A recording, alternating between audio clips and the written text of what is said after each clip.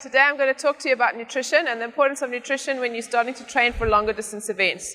So when you're starting out with open water swimming, it's very important that you get comfortable in the water. Often if you're doing something like the mid-mile, which is a 1.6 kilometer swim, it's important to eat the right food before you swim and then also recovery afterwards. As you start getting more comfortable and wanting to challenge yourself to do longer distances, nutrition becomes even more important.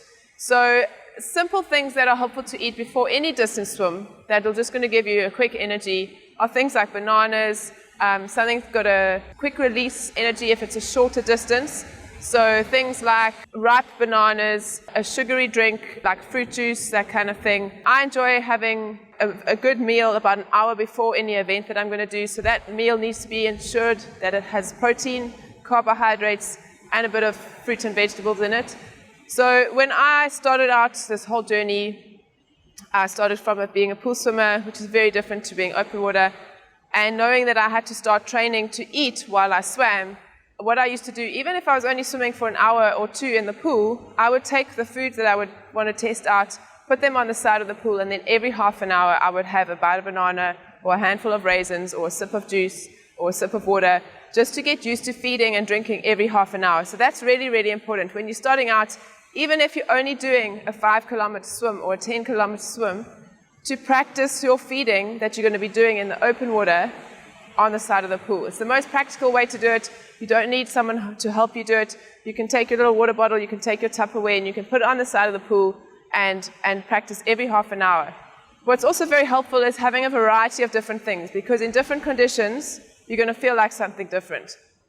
I learned that the hard way, but got lucky a few times. On one of the swims that I did, I swam from Aliwal Shoal down the south coast of Natal, over the shoal and then back to shore, which was about a 20-kilometer training swim. And halfway through the swim, I got really hungry, and the food that I had with me wasn't really doing it for me. And I saw John, my seconder, eating this amazing gourmet sandwich, and so they ended up feeding me that because I wasn't getting enough.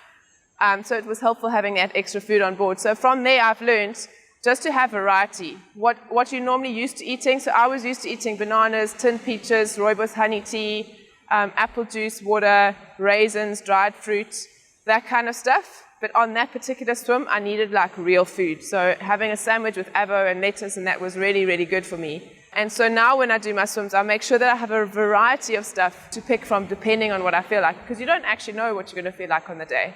And the more I've swum, the more I've started to understand a little bit more about what I need and what conditions I will need certain things. So it's also very different if you're swimming in warm versus cold water. When it's hot and the sun's burning down on you, you generally want something a little bit more refreshing. So things like your tinned peaches, your cold drinks, your fruit juices, your water, cold ice water, that kind of stuff is very helpful, and like easy things to swallow. Other things that are helpful with the salt water I find very helpful in my Easter Island swim, which I did last year, where I swam around the island. That water was really, really salty, and so we found that avo sandwiches was really soothing for my throat. So things like that are helpful in the salt. When it's colder, you want a bit more substance. You need a little bit more energy and a little bit more food to keep you going. And so things like soups, hot soups, sandwiches, potatoes, mashed potatoes or boiled potatoes, a little bit of fresh tuna, that kind of stuff is very helpful to eat when you're doing your longer, colder swims. So it's really for me about mixing it up, having a variety of options, so that if on that particular swim that one's not working for you, you have another backup plan. Because you cannot swim 30 plus kilometers on an empty tank. You can't drive from Durban to Johannesburg without petrol in your car. It's the same way when you're swimming. If you're swimming more than 2 hours in the water, you can't do that on an empty tank. You need to refuel. And it's really important to maintain your energy levels up. When you're doing things like a staged swim or a staged race, even if you're not a swimmer, you might be a mountain biker or a runner where you're doing a staged trail run or cycle, and that's over a couple of days. The thing that my nutritionist always tells me is you must never run at a deficit. So it's very important to basically you eat to fuel. So when I'm training, I'm eating so that I can prepare myself for my next training session. When I'm doing a stage swim over 6 or 8 days, I need to make sure that I'm eating enough to last me for the next day. Even if I'm not hungry, I must rather overeat the day before so that I have enough in me for the next day and then the next day. And if you start to not eat enough and you're running at a deficit, your body will start to break down. it's very difficult to eat enough nutrition and get enough calories in when you're doing these long distance swims. And so it's really important that you work closely with a dietitian, a sports nutritionist, and really figure out what works for you, what works for your body, and look at all those options. For me, I don't do supplements. I don't enjoy the risk that is associated with them. I prefer natural foods. So I try and make all my own smoothies. I make my own soups to get as much calories in as I can, and it's worked for me, and I can get enough for what works for my body. But some people enjoy taking their protein shakes and their supplements and their carbo drinks and stuff, and that's fine. I just suggest that you do your research, find out what works for you, and just make sure that the product you're taking is legal if you're going to be racing. There's a high risk with your supplements that they can be contaminated with illegal substances by accident. So if you are a competitive open water swimmer, you must make sure that you get that approved by the relevant authorities.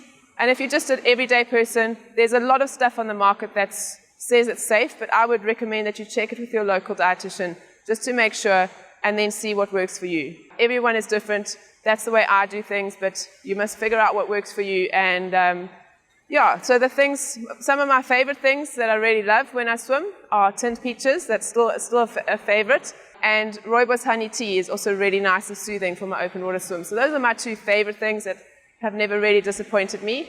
And then I've had stuff like raisins, which I used to love, and I struggle to eat them now. So it varies, and swim to swim you'll differ. So nutrition is essential.